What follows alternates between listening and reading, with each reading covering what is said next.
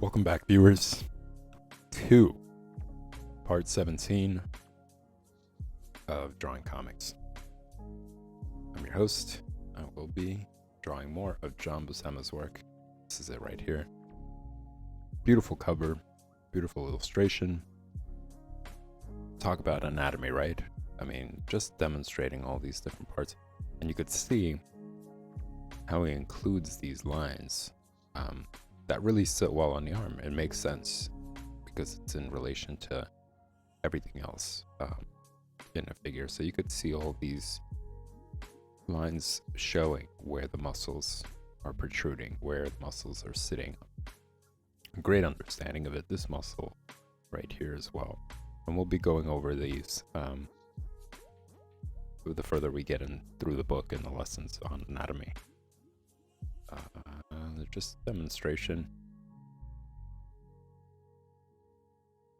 As I was talking about previously, how amazing his work is and how he really understands the human figure. Despite it being comic bookish, despite it not being overtly detail oriented, right? Like just having every single line, every single crevice and muscle showing, just to show over here. And this is the page that we're going to continue on. How he draws. This is where the deltoid is, and he understands how that sits on the arm. This is also bicep right here, and how it connects to the pit. And this is your tricep right here. So he really does grasp it well. It's not just that he's drawing from memory and he's like, I just know how to draw these figure parts. Like, he took time to actually study all this stuff. And when he was younger, he was studying anatomy as well. Life drawing classes where he was just like drawing from life. And that's a really important note. You know, it's not just drawing comics. Like, I'm drawing from comics so that I understand all the different principles, like camera angles, how to tell the story from panel to panel, just improve on all that. Whereas you really want to learn from the human figure. It allows you to actually develop as well your own style, because you're drawing based on how you see the figure, not somebody else, which is what this is. This is them drawing based on how they want to see the figure, how they want to shape it. But when you're drawing from life, you're doing it. And there aren't any other guides aside from the model, who is realistic, who's a real person. And it's just you trying to simplify maybe some parts of the body, adding certain details that nobody else will make. Just from your own vision, your own interests, where your eye is darting to, what kind of lines your eye is seeing. That all is very individualistic. It's very different from person to person. So it's a great opportunity, and pretty much every artist, including abstract artists, and this is something I mentioned in the first stream, maybe first or second, where I brought up Picasso as an example. Hopefully a lot of people really know who he is and can recognize his work. But he originally started doing realistic work. He was doing life drawing classes, and he was copying from real people, and he was painting from real people. So if you look up some of the stuff, if you type in Picasso realistic work, you'll see some stuff that isn't what he's well known for, which is really abstract face shapes, right? And just like distorted looking figures and face features and so on and so forth. You wouldn't think that he actually had a background in drawing realistically, drawing the figure properly. But yeah, even those type of artists benefit from drawing from real life. And even abstract artists who don't draw the human figure as their main interest at the current moment. They originally started drawing from the figure as well, because it allows for you to develop variation. It allows you to develop your hand-eye coordination. And when you're looking at the figure and you're drawing all these very specific lines to to ensure that it looks proper, it looks right. You're not just practicing anatomy, you're also practicing the flexibility of your hand. And that's very important. It becomes a difference between being able to draw, let's say, the knuckles on the finger versus just popsicle sticks, because you're not practicing more line variation. You're not practicing and noticing those little details, so it really does push you to expand in multiple ways, not just anatomy wise, but hand-eye coordination, muscle reflex, muscle flexibility, all those things you benefit from drawing from the figure. So highly encourage it. It's great, and I absolutely recommend drawing from comics as well, picking your favorite comic and understanding all these different principles about drawing comics, paying attention to the detail of the artist and learning all these different elements, like how do I tell the story, what are different angles, what are different shots, for example, panning out shots, more zoomed in shots, in between angled shots, bird's eye view, literally. In this case, that is a term to use, like an overhead shot, a bird's eye view, but in this case you actually see the bird, you see the vulture hovering above Conan waiting to dive in. Yeah, there's so many different elements that are beneficial from drawing from comics, but basically draw as much as you can.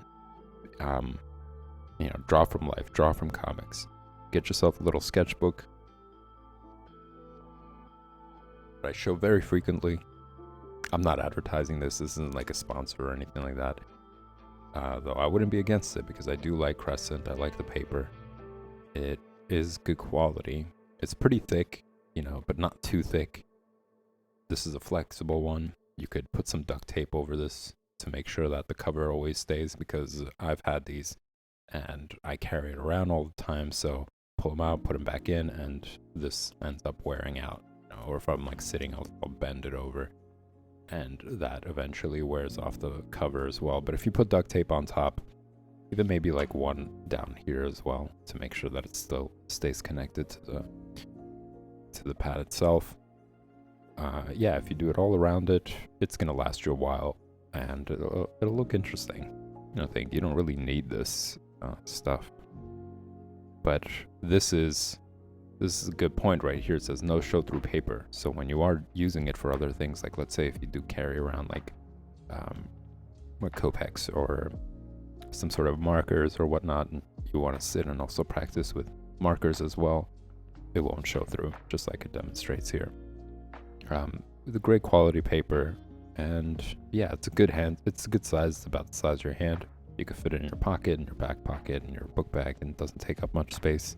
It's not heavy, and as you can see, it says use with all media, whether it's spray painting, markers, charcoal, pencil, brush, or microns. Very diverse pad.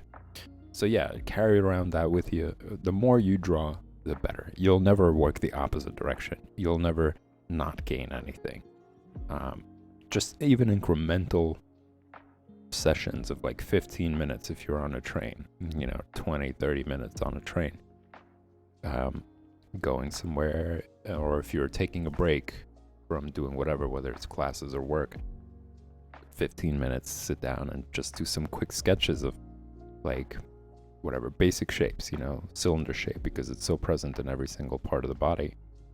Or you do that, and then shading, having to keep in mind highlights, midtones, and shadows, and just trying to make that gradation as smooth of a transition as possible all over the sketchbook. Really simple, mindless. I find it to be fun. There's something soothing about it, but it has so many benefits, and it allows you to practice things like, and get in a habit of drawing lightly. And, throughout the entire process, you could just go back to, let's say, the area that you want to make at midtones, and just go over it several times, and it'll get darker. You don't even have to press that hard, And that's something that a lot of beginners make a mistake of. They're like, okay, now I just have to really press hard when it comes to shadows. You know, you don't have to. Throughout the entire time, you could maintain the same level of strength, but you're just going over that area multiple times, and eventually it just gets darker. As you can see, from light to shadow, it's a very smooth transition. You can't really tell where the midtones are, in a sense, because there's so many gradients in between until it gets to the shadows. But yeah, you could sit and practice that. It really is soothing, it's comforting, because you don't have that much on your mind. You're not heavily focusing, trying to get all the anatomy down, but you are practicing a very important element, drawing lightly, understanding the highlight, midtone, and shadow transition. Just in general, those three are very important. Practicing basic shapes, you know, drawing the circle, which is the most essential part of drawing the head that you're going to be using as your unit of measurement. And then shading that in as well, you know, doing the same idea, taking that and that shape and practicing highlights, midtones, and shadows on it as well. Following the curve of the ball, in a sense. So, as I was just saying, you know, practice all of it. Practice drawing from the figure, drawing from comics, trying out these different kind of mindless exercises that allow you to like improve your technique all around. You know, don't hold a pencil all the way to the tip or give it the death grip. You know, those are things you want to avoid. You don't want to make a bad habit of, and you don't want to be mindless about it. You know, just do it, just drawing and not realizing like, man, I'm really like holding on to this pencil like dear life, you know.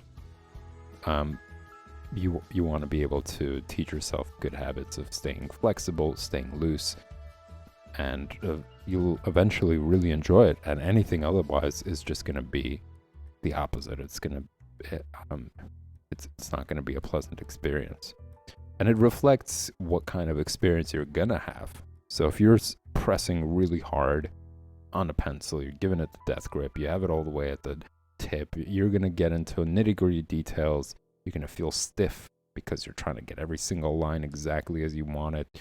And it's just going to be an overall very stiff experience.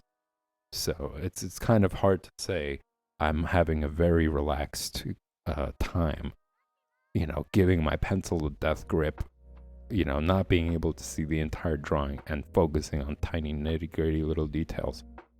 I don't think that really plays into each other, and I catch myself sometimes doing it because I start to feel so stiff. You know, my entire body is just kind of tense, trying to get down this like tiny little detail. Now, there are points where it does call for that. You know, you do want to some point like really zoom in and start focusing on those little details. But generally, your process should always be mindful to mainly be very loose and easygoing. And at some point, you might not even need it. You might be doing tiny little detail, but you'll still have the pencil at a distance, you know, and you'll still be very light about it. It's almost guaranteed that that's gonna be the case if you keep it in mind. So yeah, just a brief little, I guess, overview of like benefits of drawing from comics and admiring his beautiful work. I mean, just even looking at that, how well he understood anatomy, how well he understood the shoulder blades and the back muscles. That's what makes it so enticing to look at, or so admirable. Just getting all these concepts down, like you could see that the triceps are right here because he understood this section of the arm. This is where they sit. He didn't draw this line lower, right?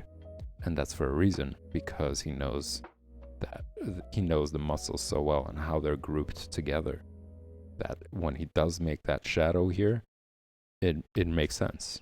The viewer's eyes like, yeah, I'm gonna go along with this. This is actually a muscle, despite it just being a line on paper.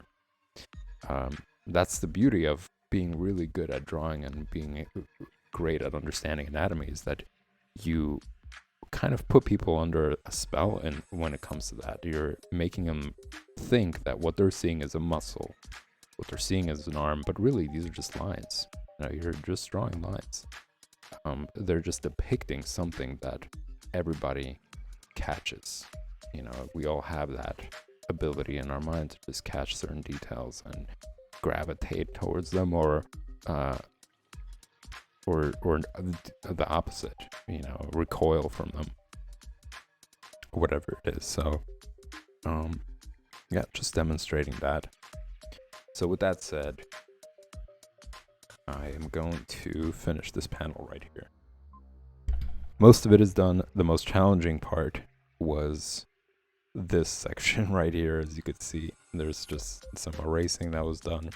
This blue pencil is not exactly the blue lead isn't exactly most favorable when it comes to erasing, which is why I also emphasize why it's so important to draw lightly, not to press hard, because you will be using this at some point. Maybe, I don't see it used as much anymore, but that's because I'm subscribed to a lot of digital content, and like people are using digital programs, so there are all sorts of colors that are used. But this was predominantly used for scanning, so you don't have to even erase. Like when you're scanning this into the computer, it doesn't show up. That's the whole purpose of this lead. It's not just so that you could distinguish your pencils from your sketches. It's also just so that you don't have to put in the extra time and effort of making sure to erase every little detail that you don't want to show up in the final product. So I'm sure that still there are places that are using that. There's a comic book artists who are working traditionally, which is what I'm working on. I'd like to just maintain that. There's no substitute for it. You can't substitute the feeling of how the pencil feels on the paper, how brushes feel on the paper, how the medium flows on the paper. It just visually, with these applications, these programs and such, and these tools, visually they might look like it, but as far as the process goes, I don't think that's gonna be emulated anytime soon, or if ever. At what point are they going to be able to make oils like actually pliable, and for you to feel what oil paint feels like digitally? That's really hard to imagine. I won't say it's impossible. I always commend people's creativity and ability and innovation to like create new stuff, but yeah, I don't see that coming anytime soon. And personally, and this is something I've spoken about several times, I just don't want to be digitized all the time. Digital everything, like always being on around emails and notifications and pop-ups and social media and all that stuff. Like, I think people are just completely drenched in all that. It's becoming an obsession, an unhealthy obsession, and I love that. Doing things traditionally, I'm taking a break from that.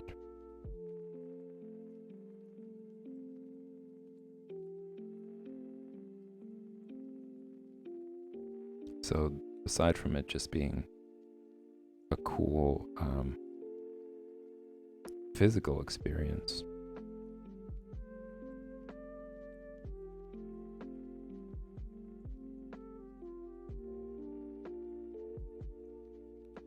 this is an issue right here. Should have done this a long time ago. It's not that often. Maybe it's this line.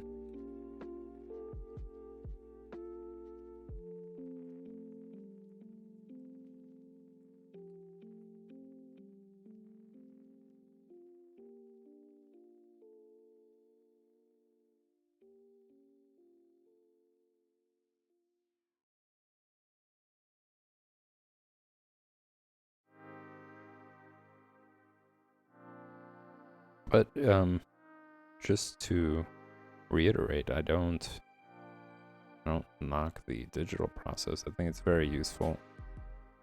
There's many benefits to it, but I don't want it to be substituting anything, is my main point.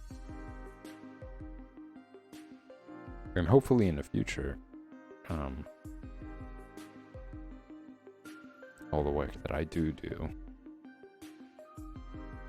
is going to be traditional. And like digital is just going to be like very, very little time spent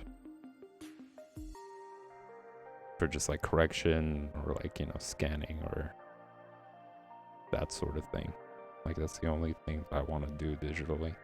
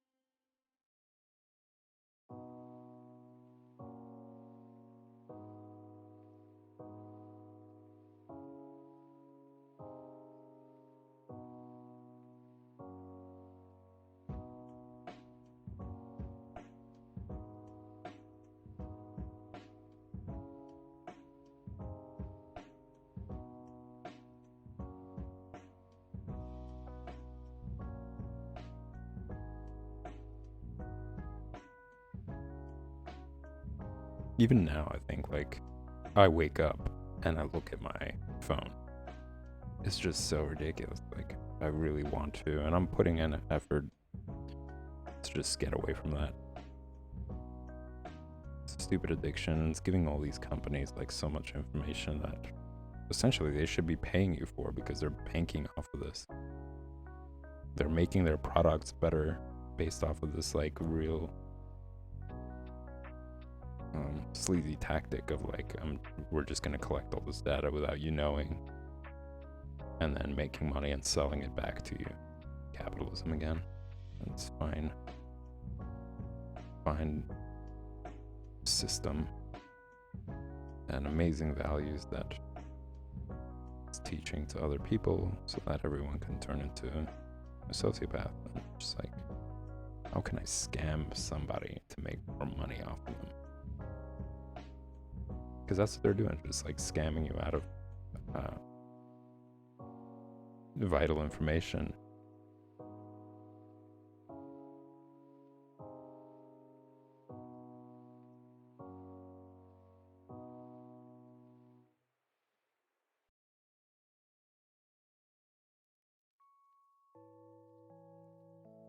We're gonna sell you back to yourself. And then make you feel guilty when you say, hey, compensate me for using me, basically, for your product.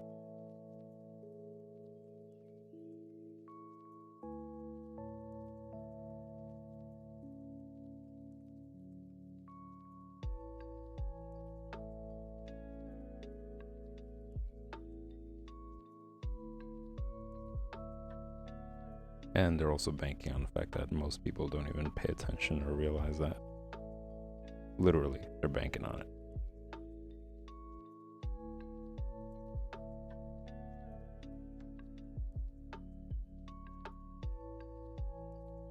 But aside from that, it's just a bad habit, like having to wake up and instantly start looking at stuff. It's a waste. It's a waste of time.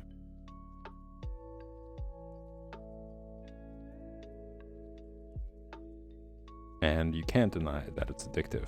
Like once you start doing it, before you know it, 2-3 hours pass by.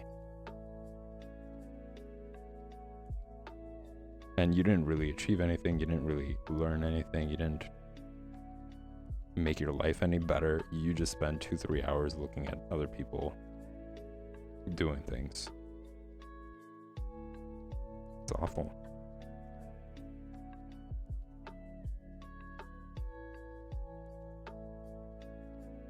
And I don't want to just encourage that to continue to be a habit. So even at times where I want to shut my brain off, I'd rather do something else.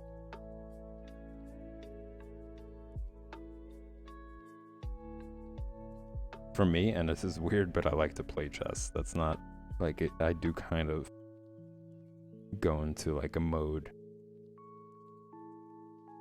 and that is on the phone, but it's different from social media.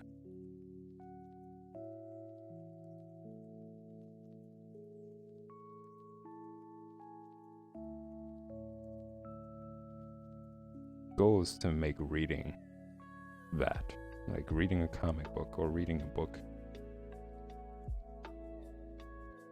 as a substitute, and making that my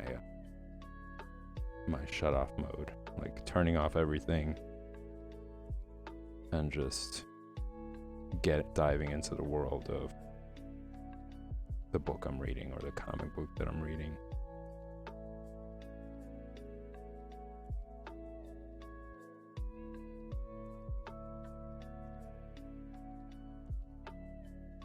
And those things can be very therapeutic. I think that just because people are just not experienced enough in reading, they find that to be laborious.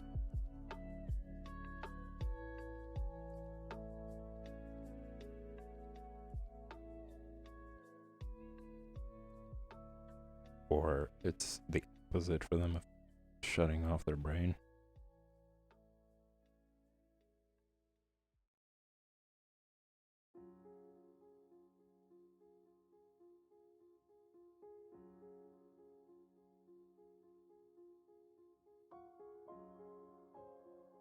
But done enough times, it really isn't. I mean, it's kind of like where I am with chess as well. It's like I've played it so much that there are moments where I'm just making moves because I've made them so many times, and I've seen the results so many times that I just make them. I'm not sitting there like, thinking about it and so on and so forth. It just happens. The same way when it comes to drawing. I just make certain lines because I just know. I've been doing them so many times that it just comes to me. I don't have to wrestle with them as much. So I think the same thing happens with reading as well. It's like you just sit down and it's not about reading anymore. It's about the story. It's not about like, oh, this is this laborious task of having to understand what's been interpret and like decipher what's being said. It's just you naturally do that already.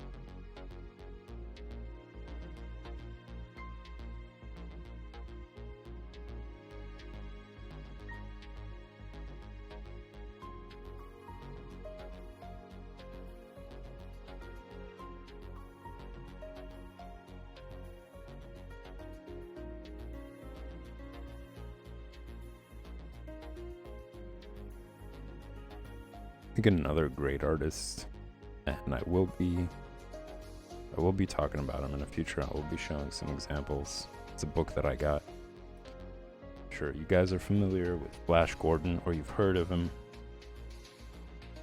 It's a comic book character, and Alex Raymond is the creator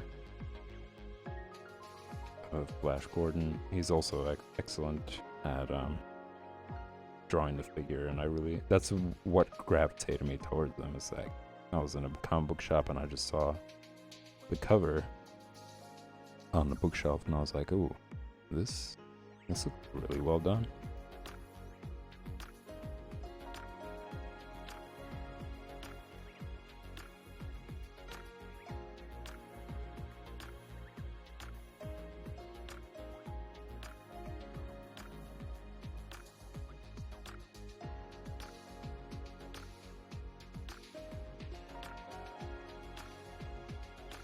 But yeah, his anatomy is also really good.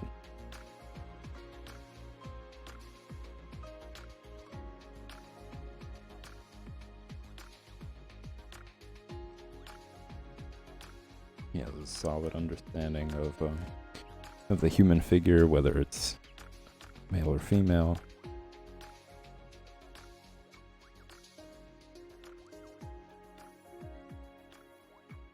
There's actually, like, just speaking about this reminded me, it is a social media thing. But you know, I'm looking at another artist's work, and it's this animator.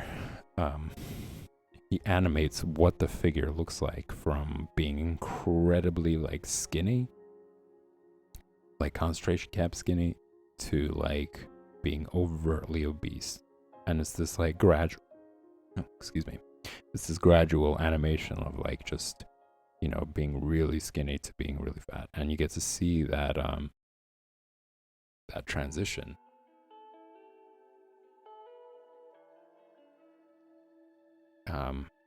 Masterfully done. It's amazing. If you could do that, and if you could animate the figure, it just shows how well you understand the body, how well you understand all the muscles and how they kind of, you know, expand and contract and such. And I will show you guys. I'm gonna figure out how I could how I'm gonna display it on the stream, but it's so well done. And maybe I could even find it outside of the stream. Not outside of that social media platform, and find like an online GIF of it.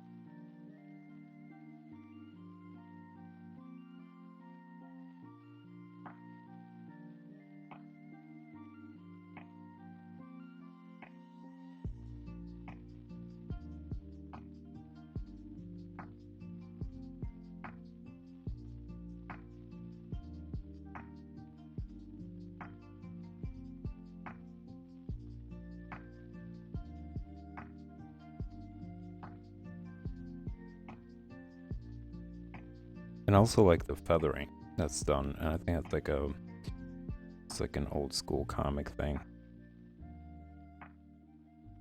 but it really also improves your control over your lines.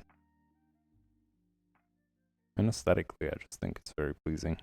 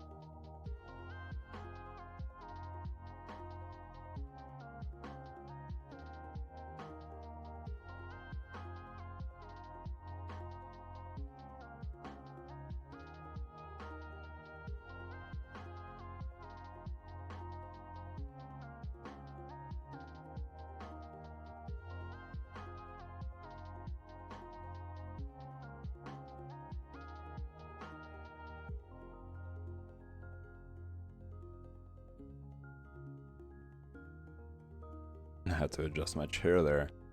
That's also really important, I think, especially since you're drawing for hours, to have your setup well and to really pay attention to like your body and what it's saying. Because I do tend to sometimes slouch maybe a little bit, or the chair sinks low, and then that puts so much pressure on your shoulders because they're just trying to stay above the table. And it's really not good.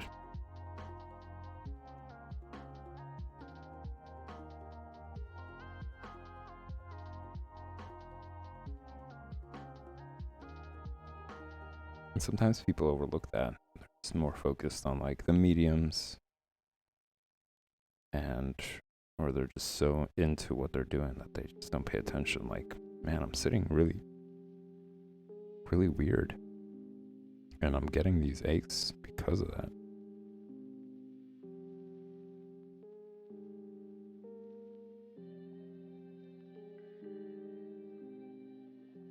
I think that's another good habit. Just being mindful of your work environment and how you're sitting, your posture.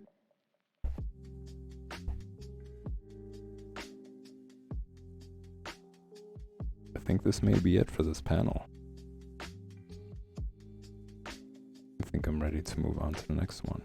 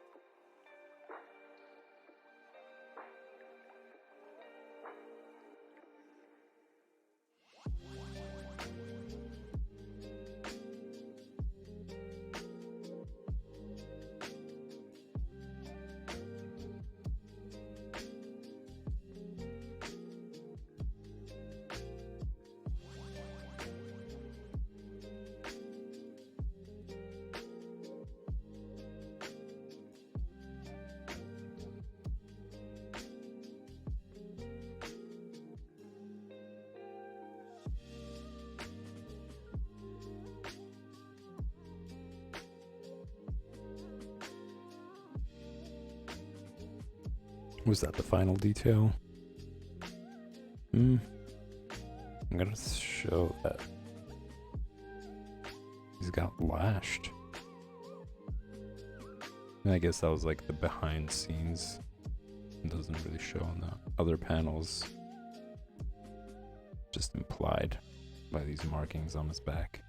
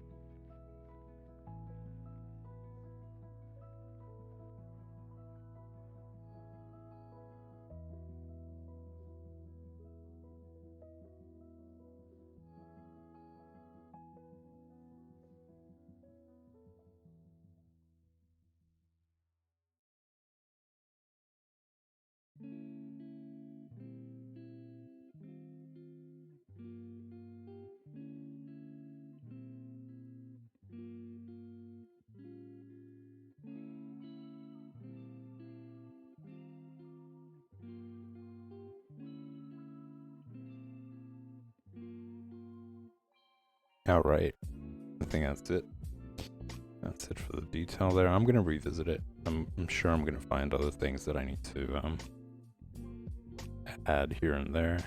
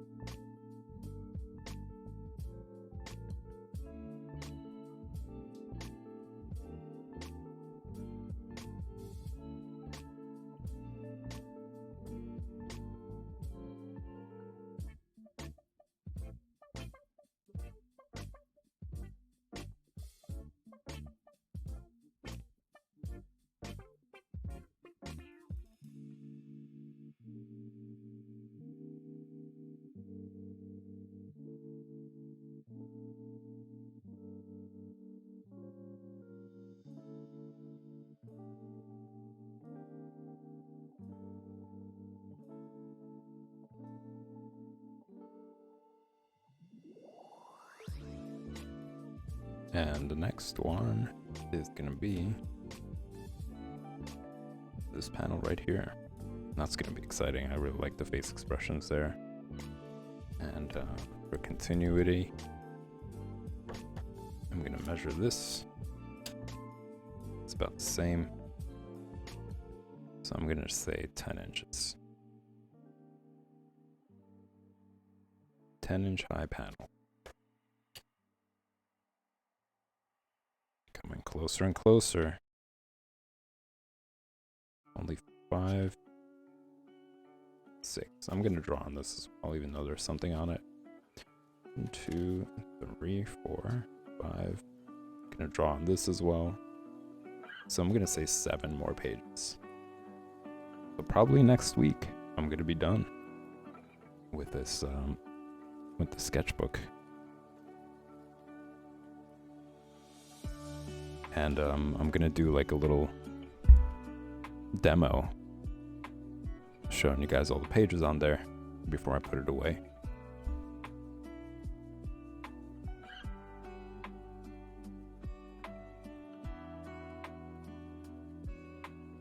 I might just have enough time to draw this frame.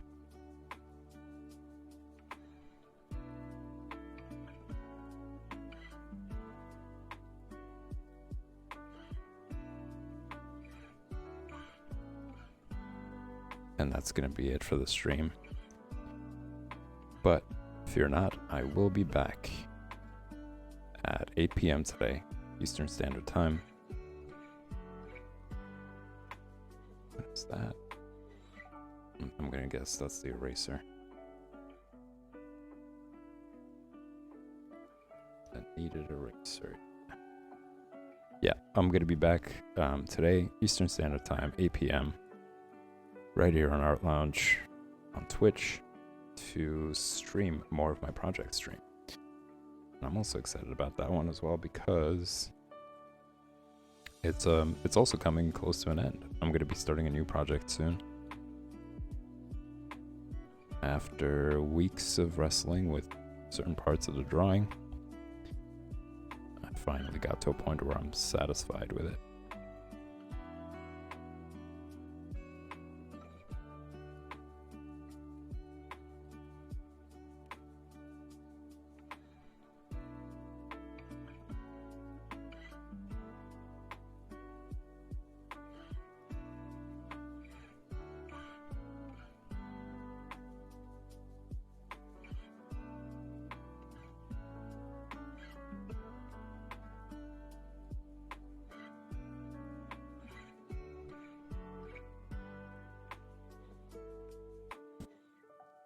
And maybe I'm just gonna do a quick sketch of the whole image.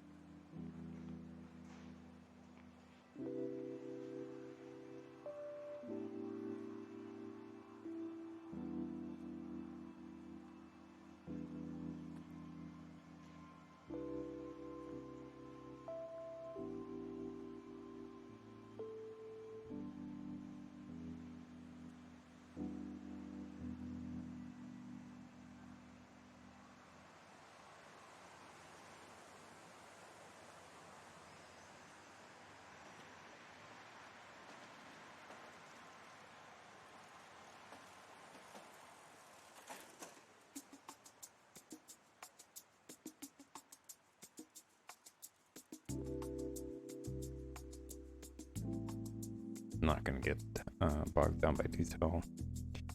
Make sure to avoid that, especially so early on.